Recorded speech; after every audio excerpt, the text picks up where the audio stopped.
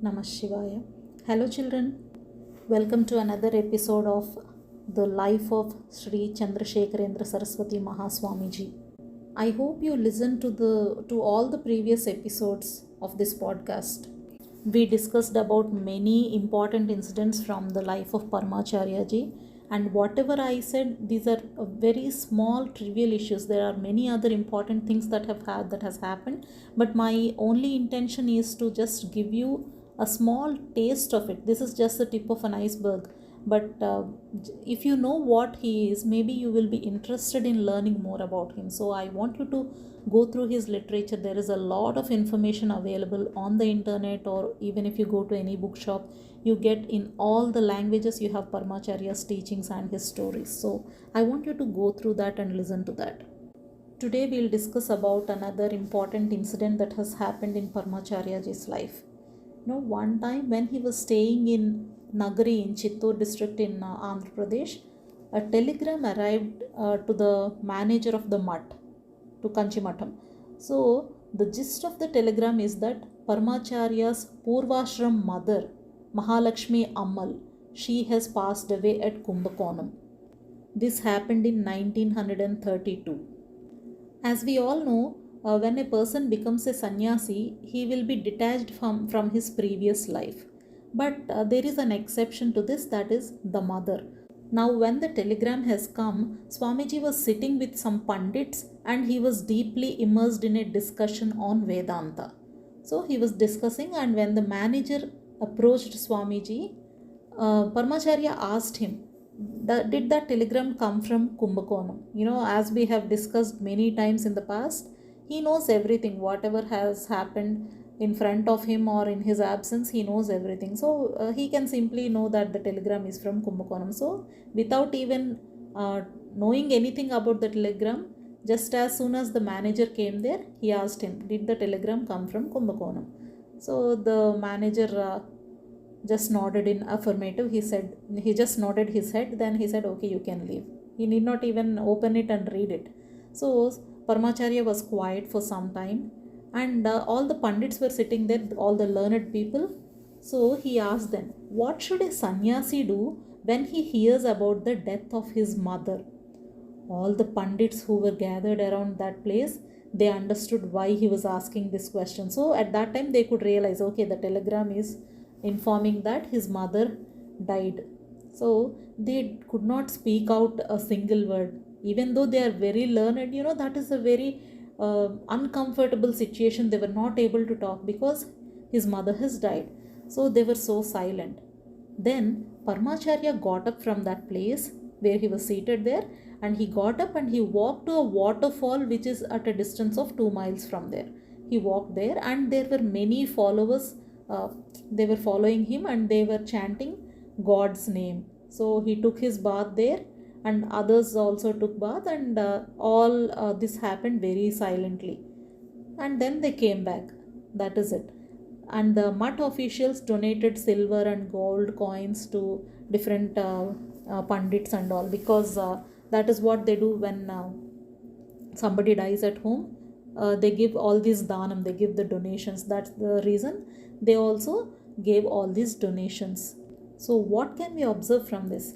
So even in the face of personal loss, wisdom teaches that detachment is important. So duty comes above all the emotions for those who are on the spiritual path. He is a Peethadipati, he is a sannyasi. So see how well he managed himself. And the honor and gratitude that you have for parents should be expressed through action, not grief. So he just went, he bathed, he came back, that's it. He was not crying. Okay, we are all not sannyasis, so if something happens in our life, we cannot stay like that. But what lessons can we learn from this? Dear children, see, there is a situation in every house, we will be losing someone we love. Just take the example of the recent unfortunate incident that has happened in Pahalgam, the terrorist attack. There were so many people who died, and there are many families who are mourning the deaths of their loved ones. So it was totally unexpected. The people went there for a vacation, but they had this unfortunate event that has happened to their lives.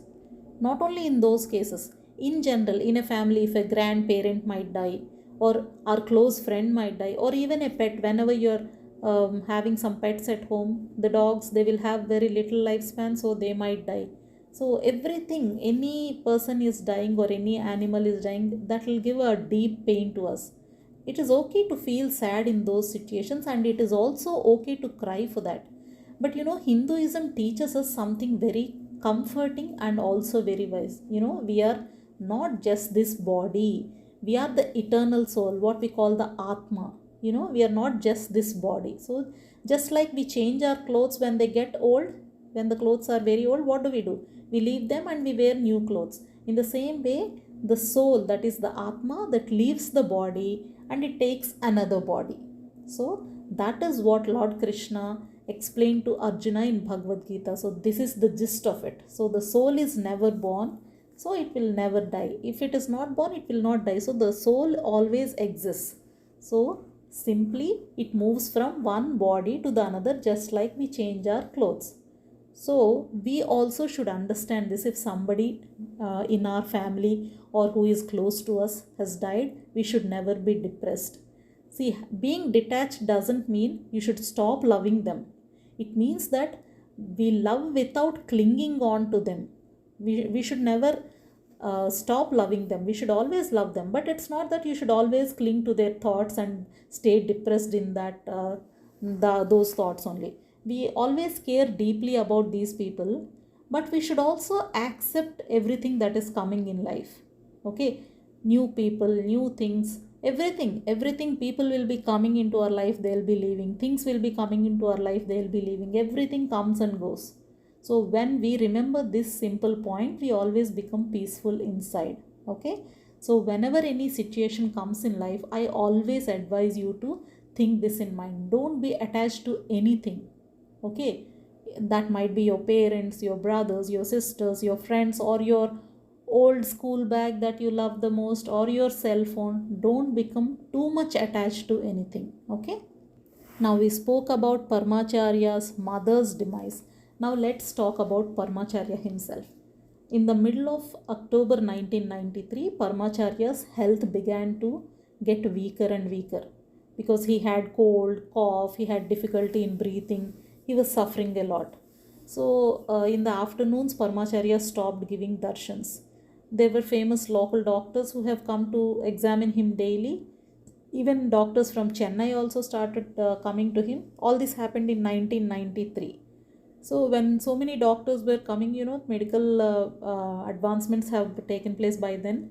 But they found nothing was there with him, only weakness and some loss of immunity. Nothing else was there.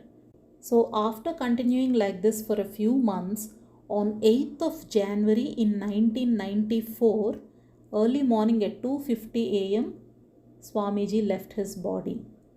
So Paramacharya's body was seated on a chair on the dais where he used to give darshan to everybody. And there were thousands of people who were in tears. As you have seen, we were talking about very few incidents that happened. Who knows how many people have been impacted because of him. So all those were shedding tears. The city is filled with people in the evening by 5:30 p.m. There was a huge crowd that was extended till the main gate. Many people have come. All the streets were resounding with devotional songs, Har Har Shankar, Jai Jai Shankar, they say that. So they were all doing that. On one side, there were Vedic chants were going on. And in that way, Paramacharyaji's era has ended. As you can see, this has happened just 35 years ago, which was very recent. And when we are talking about the miracles that have happened, we can't even believe that a person who lived on this earth very recently has done all these things, right? So I want you to learn a lot of things from Paramacharya ji. Please don't forget. I am repeating it again and again. You can go to their Kanchi Kamakoti official website. You have a lot of information over there. Or why to have a digital thing? You just go somewhere. You ask your parents to take to a bookshop and try finding a book on Paramacharya ji and read that. It will help you. Every day try reading not only Paramacharya ji's book. Try reading some book which offers some good spiritual information every day before you sleep, just for 15 minutes, not more than that. Just 15 minutes try reading some book and go to sleep. it will take you a long way, believe me. And this is the last episode of this series. If you have any suggestions or comments, I always advise you to message me, or you can mail me on my mail ID. Please do that. I will definitely respond, and also suggest if you need any important topics. And let us meet again in another podcast. Okay? Jai Hind. Bye bye.